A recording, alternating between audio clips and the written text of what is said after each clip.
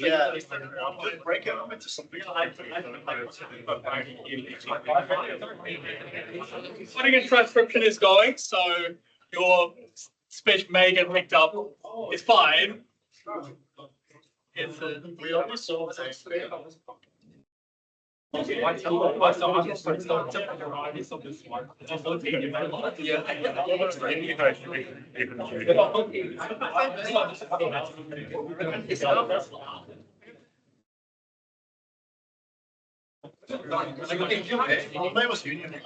Yeah, you can also do it. Yeah.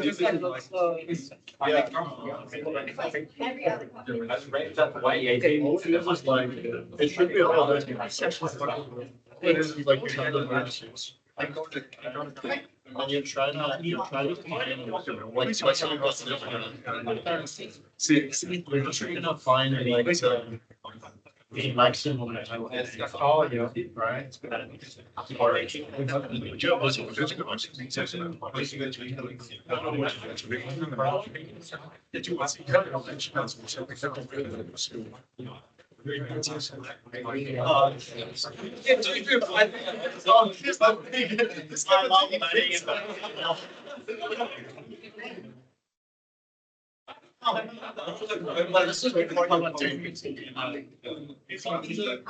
really did go. And I want to. excuse me, guys. I'm gonna go. Hey, I knew Michael wasn't getting anything else. I put out. No, this one.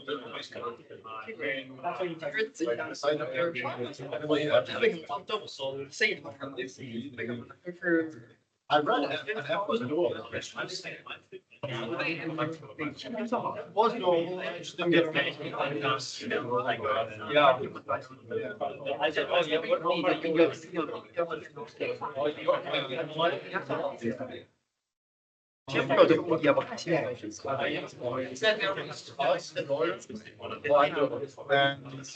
And everyone who works in just plus or minus. Frank! Frank! Thank you. Oh, usually I think I accidentally pressed the lock button or something. I think so, yeah. Okay, well, If you can just yeah. sign it again. Like now I get it, like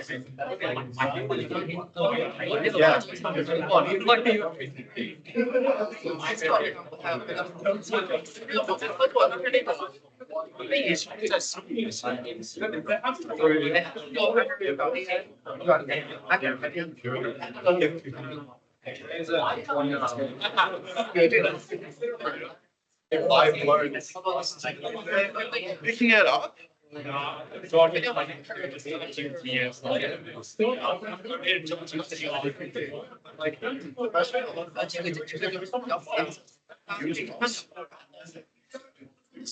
the thing to do. Oh, it's just like a dog.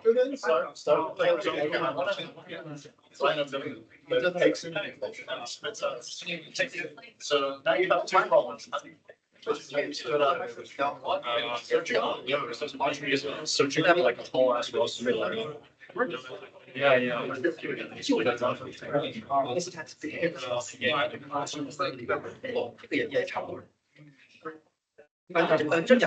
Same, feel the same. 那种我忘了叫什么，叫 Well, like this is my spot.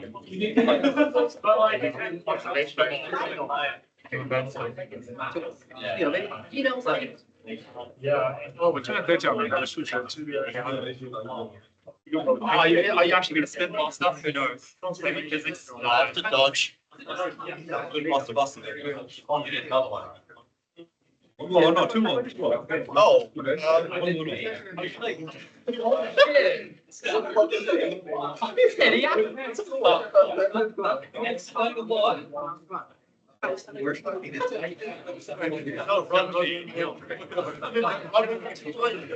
总还是有奖的要，说吧，因为你讲这种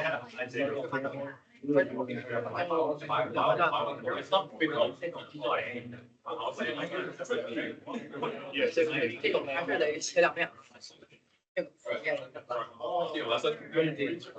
You know, why I say touch this fantastic, like, oh.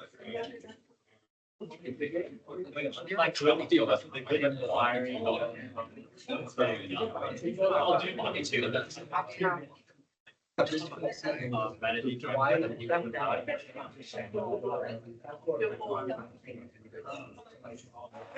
我想的这个是这个东西叫什么呢？当然 I mean, okay, there is another way. 状态什么？转换方式就是那种上来的。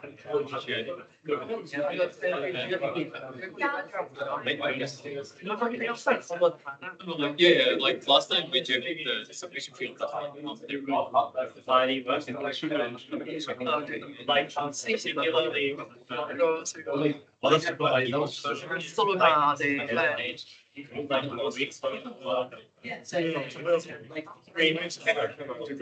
like, why is your computer like that? Well,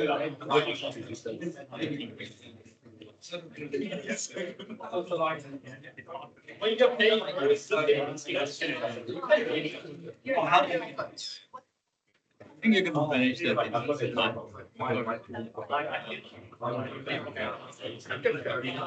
Inviting you to the teams. Okay.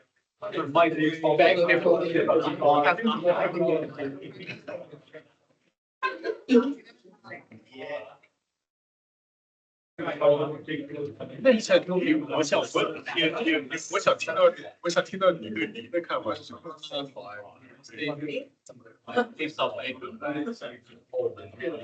刚才读了吗？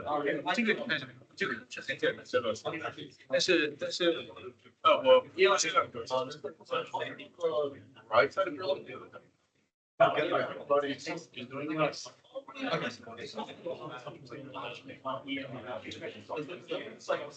side oh.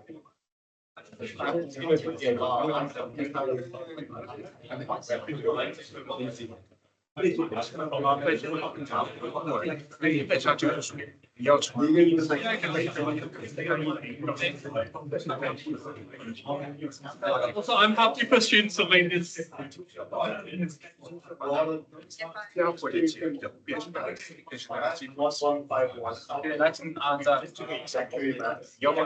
All right, hello.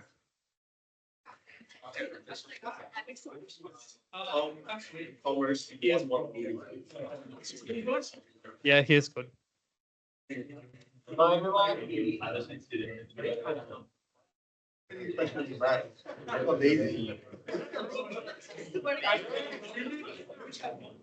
Amazing.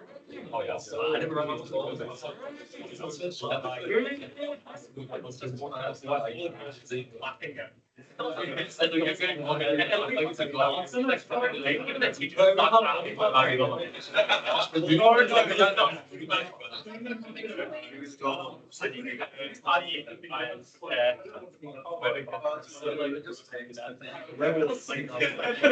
The bell just kept like sliding up.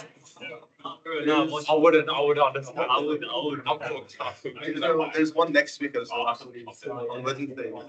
Yeah. I need to go a bit active. Yeah.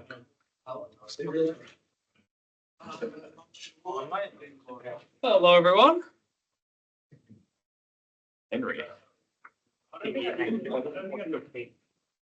Oh wait, my bad. Well done.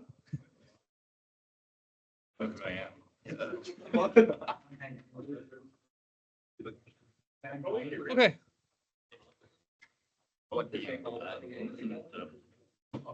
So today's problems were from the German collegiate programming contest of last year. So thanks to the jury there for writing these great problems. I hope you had a good time. Cool. So let's talk about the problems. These are roughly in order of difficulty, or at least in order of difficulty according to the judge team. Up, down. This is all the jury who wrote these problems and people who contributed test solutions as well. All right. Problem B was considered to be the. This is, yep. Cool. So we want to sort these books of size of given dimensions LWH into a shelf of height H while minimizing the shelf width used. We want to talk about the problems. I think better for students to do this. Donald? I didn't do this problem. Who did? Yeah, go.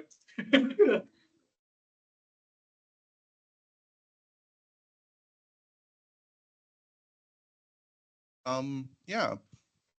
So with problem B, you can put in books, and the key things to note is that sort of how far it extends outside the bookshelf doesn't matter. And so if you're trying to sort of minimize the width, you always want to try and use the shortest dimension if possible. And the way that's possible is if you check that it still fits within the height of the bookshelf. So down.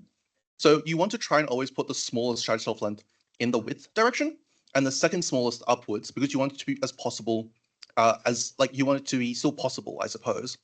There are some situations in which this still doesn't work. Of course, perhaps there's an instance in which that second smallest dimension is still going to exceed your bookshelf. I don't know the order of dot points. So yeah, if this doesn't work, then you can swap the dimensions. So once again, the longest dimension that's coming out of the bookshelf, you never have to care about. And so this is now trying to do the shortest dimension of that book in the height version, and you're using the second smallest for the width, because it wasn't possible the other way around. However, still, sometimes this is not possible. And in that case, where even the shortest dimension is greater than the height of the bookshelf, then no orientation for the book would ever have made it work. And so the task was actually just impossible. Is there more to this, or? Yeah, so otherwise you just sort of like go through this with every book. So as soon as it's impossible for one book, the entire solution is impossible to solve.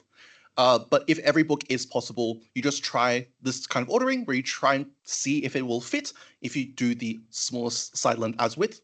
And whenever that doesn't work, you use the second smallest instead, and you just like sum all the lengths. I think fairly standard problem. Yep, good start to the contest. Okay, who wants to talk about? Oh, this one was F. Okay. Would anyone else like to talk about it, or?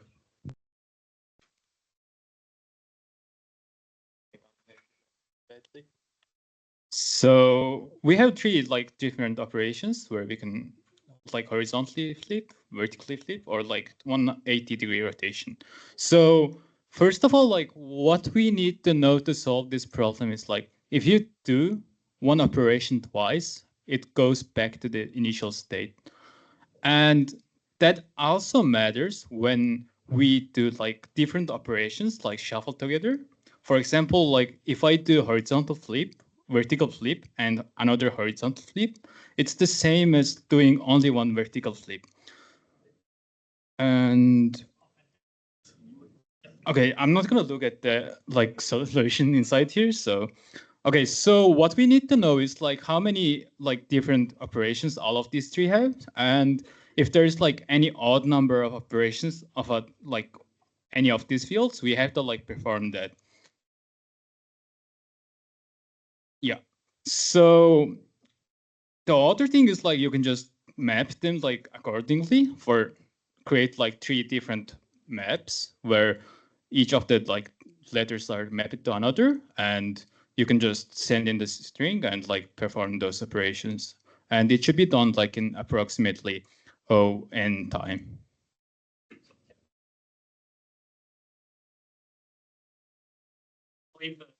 Yeah. Anyone wants to?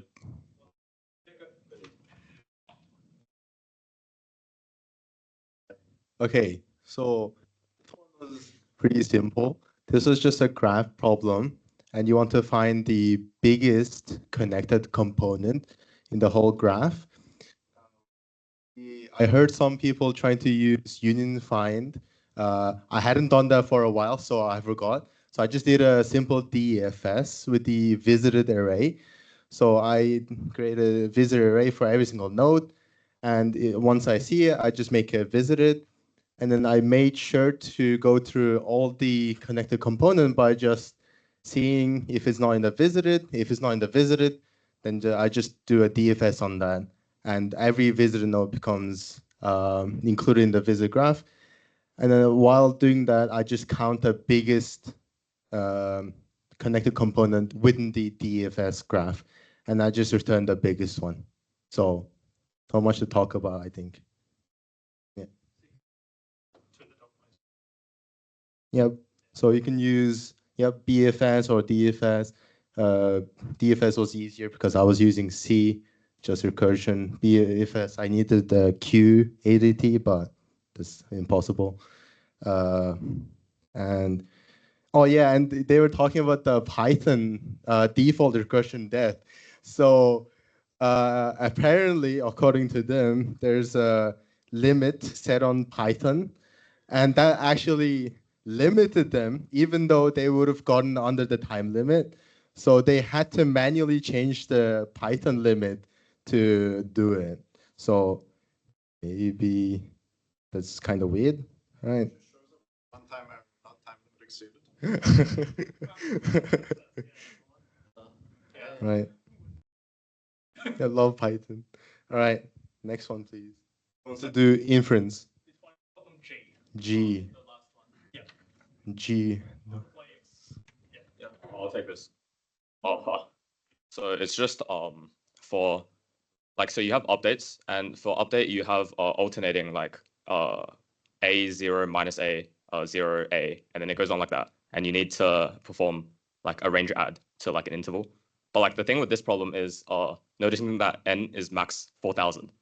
So the idea, like this question is actually pretty simple. I actually disagree with the order, but but for n is 4,000, all you have to do is for every query that you see, you loop all the previous updates, and then you just perform that update on the position that you have, and that will work because the complexity is n squared, right? If, however, like n was bigger than 4,000, you can actually still do it. The idea is, okay, if n was like 100k or something, you can keep 4 seg trees, because okay, the sine wave repeats mod 4, right? So if you kept 4 seg trees for each mod 4, then you can perform like range add for like the plus A 0, minus A and 0 for each of the mod 4 positions, and then you can do the query. So that would like solve it for like bigger n, but like this question didn't need it because n was 4,000. So I think yeah, so O of n squared works, right? Oh, and then use long longs because it can be bigger than like 2e9 or something. Yeah.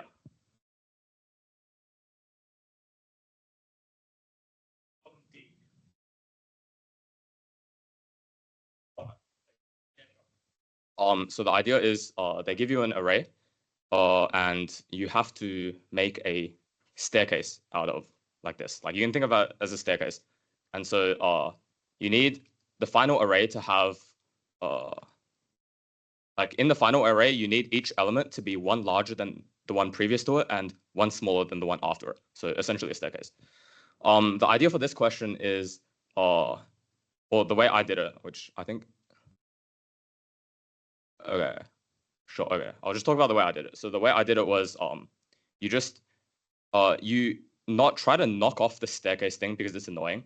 And let's just say that the first height we fix as like 1 or something, or 0. Let's say we fix the first height as 0, and we assume that the staircase is like 0, 1, up to n minus 1. Then you can find like the suboptimal like shift down to that staircase. And then after you do the suboptimal shifts, the problem reduces to trying to make that array equal with the least number of operations possible, which happens at the median of the array.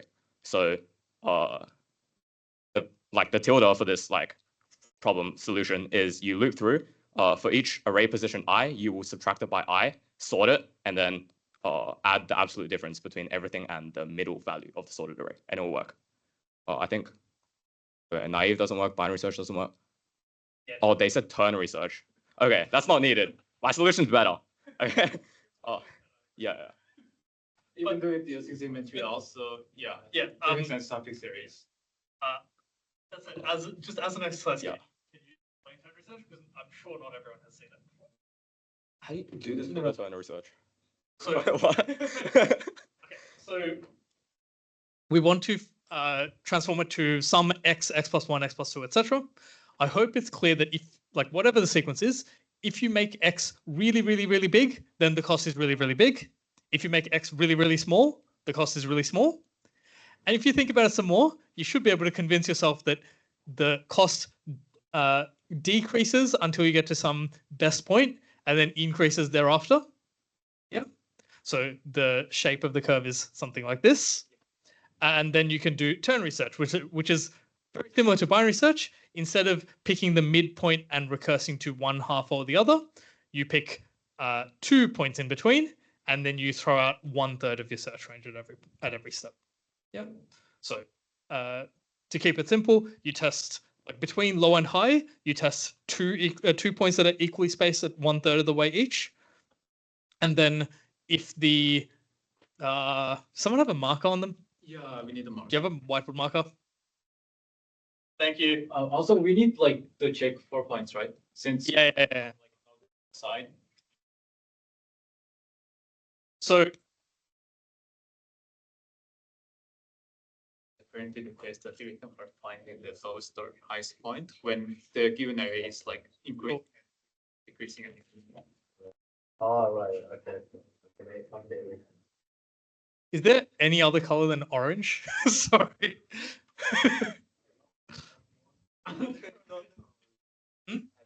No? Does anyone else have a whiteboard marker? I'm not sure if they're good. I think anything will be better than this story. Yeah? Whoa. I would usually have them, just might have tried out and stuff. Yeah, that's right. Yeah, it's way better than our one or two. Okay. Ignore the orange. Cool. X here is the starting value of the staircase. Yeah. And can go negative. Yeah. All right. I hope it's clear that the cost is really high if x is small, and the cost is really high if x is big as well. Yeah. If we were to plot this out in theory, it should look something like this. Yeah. The minimum isn't necessarily at 0. It might be something like that, where the minimum is achieved at some slightly positive or slightly negative value, but it should be this kind of shape. Yeah. You do need to at least convince yourself that this is actually true. Yeah.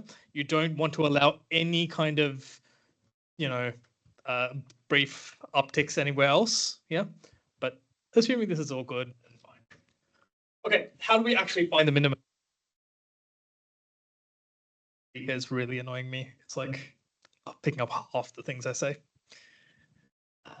Okay, so we take low, the left endpoint of our search range, and high, the right endpoint, and then we take in between. We can call these M1 and M2 for time being, and we get the costs at each of those 2 points. All right. Now, suppose M2 is lower than M1, then I can confidently say that the minimum is not achieved in this leftmost third. This leftmost third is definitely no good. Yeah. If the minimum had been achieved there, then we would be going up and then going back down to get to M2, which is not allowed. Yeah. So this means I can throw out 1/3 of my search range. Conversely, had it been the other way around, if M2 was higher than M1, then we throw out the rightmost third. Yeah. And so after a constant amount of work evaluating M1 and M2's costs, we've been able to reduce our search range by a factor of 1/3. And continuing in this way, you get your zooming in effect, just like binary search, except that it's not going to finish in log base 2 of n many steps, but rather log base 1.5. Yeah. Cool. That's ternary search. Yeah, useful for finding minima or maxima of these kinds of bitonic functions, that is 2 trends. Okay, next problem is Problem C. Who wants to talk about this one? Yeah, sure. Does anyone have a razor? Give us a sec. Is the phone? Okay.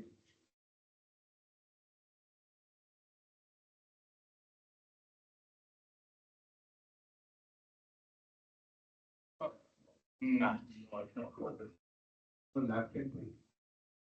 I think it's This auto works. Is that right? Yeah, it works. Thinking of some wet wipes.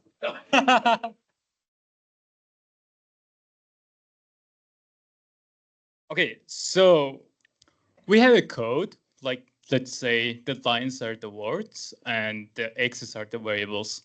So what the problem is asking us that some company provided us a code and we need to answer few queries where if the ith query can be like copy pasted from the like original and like slightly changed. So for example, this is my original code. And if I'm provided with a code which says y, can this code like copy it from the original one? Whereas this is the exact match from this. So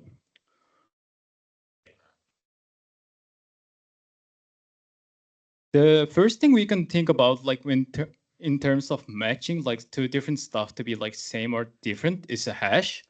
And the way we can hash this is we want to create every single range, like small segments from the original code and create the original hash for that code. Then we want to create another hash for the like new code we want to like check. And if the new code is already inside the all of the hash codes, that means this code can be copy pasted like from the original one. So how we want to make the hash? Okay, I'm just gonna take the first example where the code is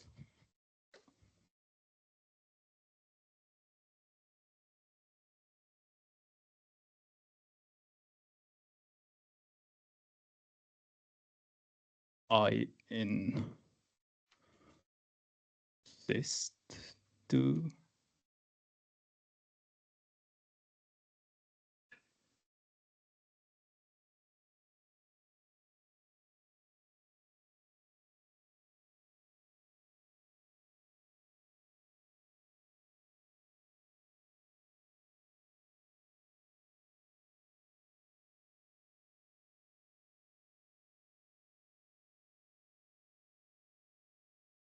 okay, so let's say like the first line was our original code and second and third line are the code we want to check whether it can be generated from the original code. So we want to make a hash so that every variables are assigned a number or maybe like some kind of hash value, which we can use to check them. Also, we can use another different hash table for the words, or at least like variables that are, I mean, strings that cannot be variables to check them. So what I have done was like, let's say we choose some range and every time a variable appears, I want to assign them a new number. And this has to be increasing in order to be like the hash to match each other. So on the first example, the first variable that appears is 0, and the same variable is found here, and we don't have j, so this has to become 1. And let's say if there is another like variable which is called like z, this has to become 2. And on the second line, if we do the exact same thing, 0, 0, and 1, the two lines become exactly the same. So if we create like for every subcode, which is O n squared, since there's n different words,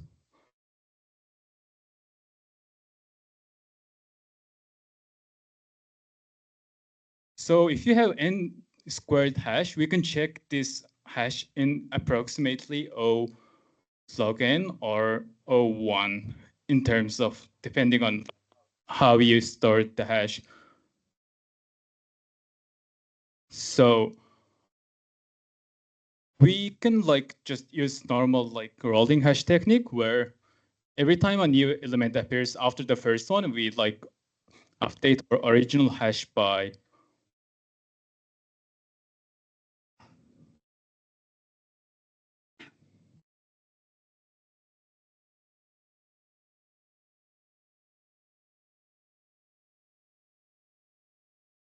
like kind of like this. So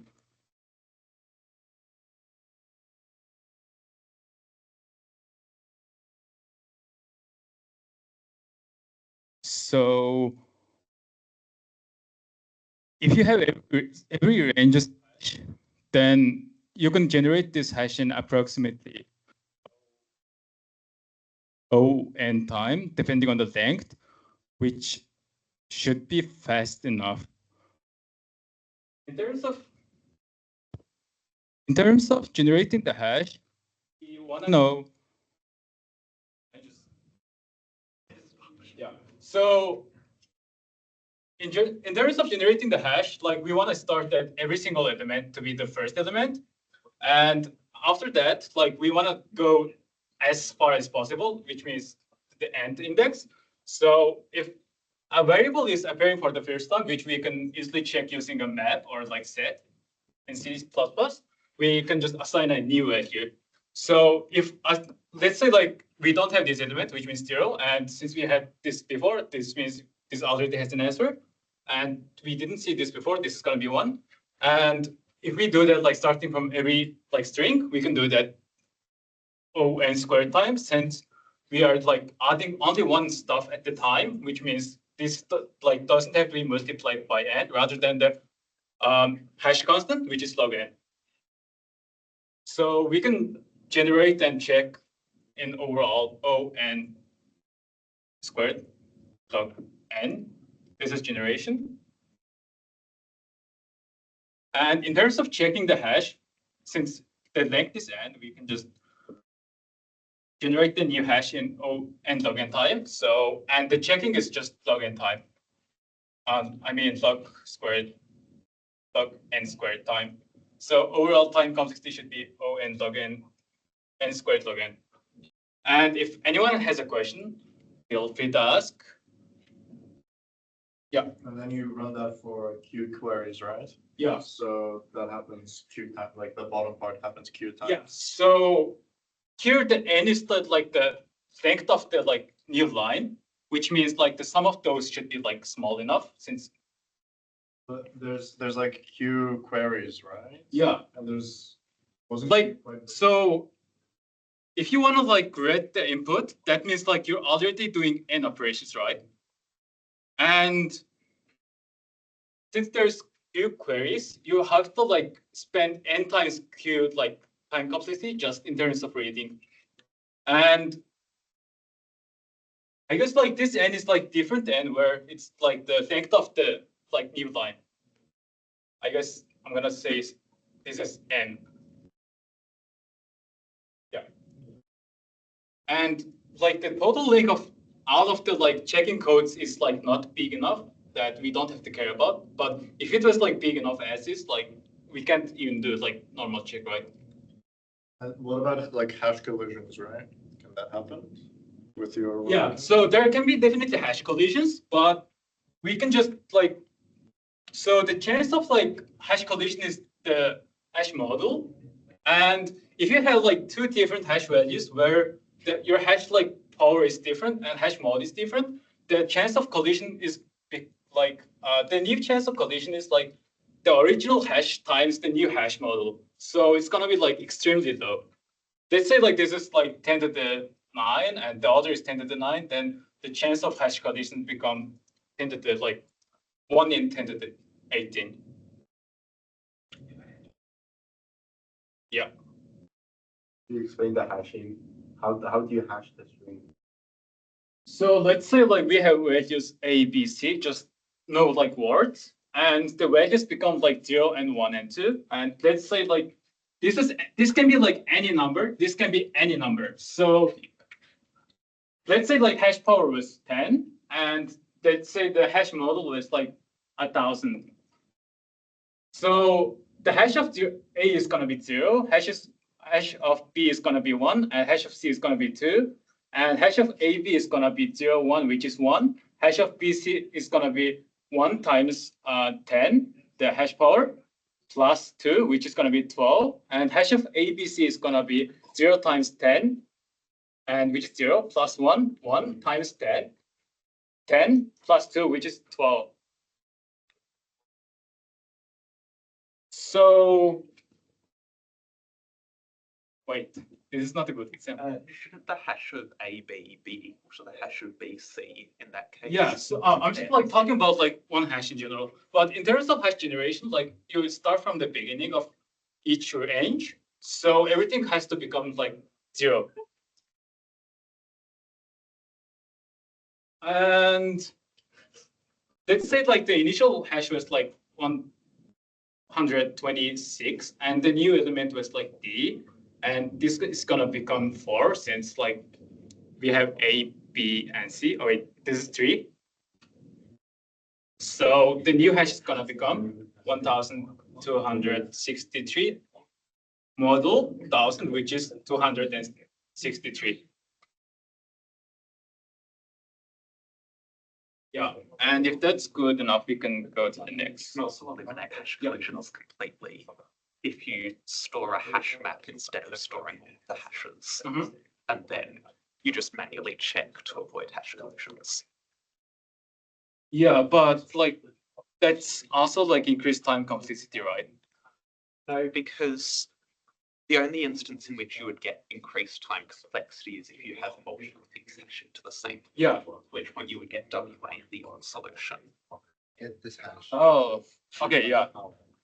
But like this is like also like good enough in like most cases. So like let's say the hash power is like somewhere around like the prime, which is 99873, like the thing, and the big hash is like 10 to the like 9 plus 7. There's gonna be like only one in like the big number of chance of like collision, and if you choose like any other like different prime numbers, like they're the best hash numbers. So the chance of collision would be like the multiplication of those two hash numbers, and that's gonna be like very small. Like unless there's like the anti-hash cases, like even if there's like double hash like keys are good enough. That's basically your hash algorithm. Yeah, like unless they might know like my hash numbers exactly. Oh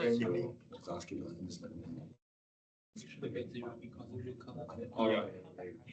You want to talk about this? I vaguely think the problem I could probably explain. Maybe just leave that. Like that's Yeah. So the problem is that you have a bunch of cards given and you're playing a game against some infinitely smart opponent, and you have some starting number. On your turn, you apply one of these cards to the starting number, at which point that card gets used up and it's the other person's turn. So, and yeah, and depending on whether the final number is odd or even, that determines who wins. So suppose we just don't care about time complexity at all. Hands up who's heard of the min-max algorithm? Okay, a few people. So basically the idea is we want to try every possible move and then see if there's a guaranteed win in the resulting situation. If there is a guaranteed winning in the resulting situation, then that move is a losing move. Otherwise, it's a winning move. So if we do the complete min-max, we end up brute forcing basically on order n to the n. And with n equals 300, that is definitely too slow. So the observation that we make is that we actually only care about the parity of the number, not the number itself. And so it turns out there are only 3 types of cards. So adding an even number will not change the parity. Adding an odd number will flip the parity. Multiplying by an odd number will not change the parity. And multiplying by an even number will set the parity to even. So instead of keeping track of all the cards remaining, we can just split the cards into 3 categories of flipping the parity, not changing the parity, and leaving the parity and setting the parity to 0. And so now our min-max state just becomes how many of each card type remaining there are and the parity of the current number. So that's n times n times n times 2. And then trying all of the moves, we just try each 3 moves. And so we end up with an order n cubed min-max.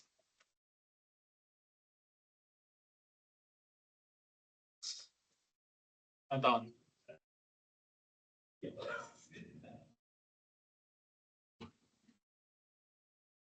And you have to pre-process the DP so that you don't want to like solve it every single time. Oh yeah, the problem's interactive, so like you cache your DPs and then you run it each time you see a person. I think that's the last problem. You can do it in login. What the fuck?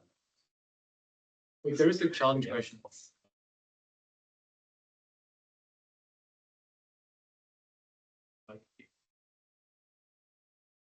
Right.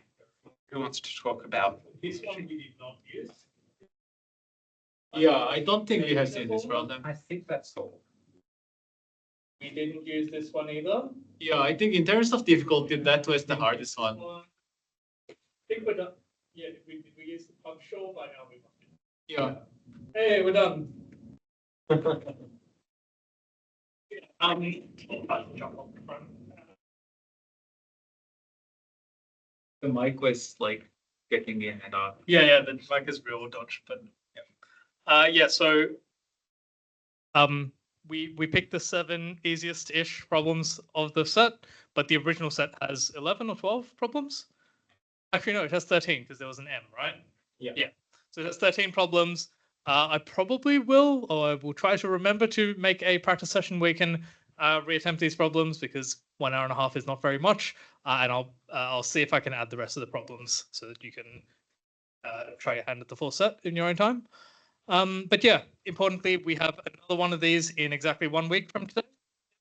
So hopefully see you all again next week. We'll be doing, again, the same kind of format. The one after this is not for a little while. I think it's the 24th of May. Yeah, it's a Saturday. It's a full SPAR, and it's after exams, I think. So plenty of time for you to focus on T1 exams. Before we go though, Frank wanted to say something.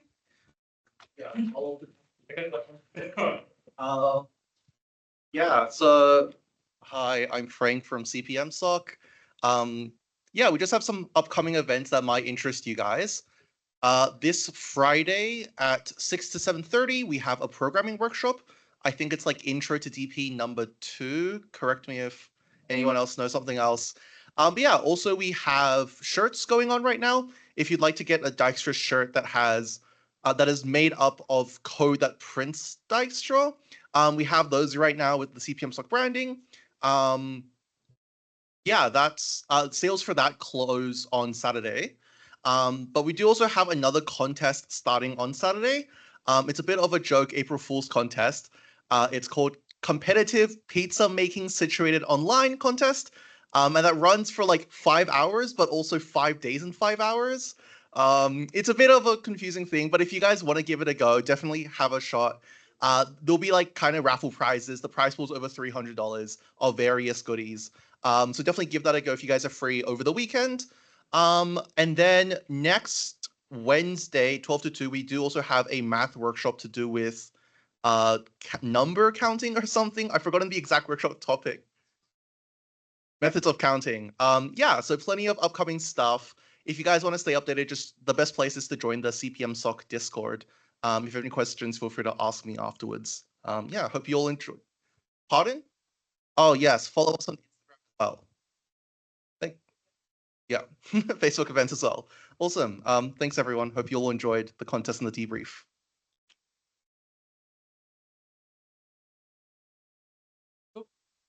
Does this. Bye bye.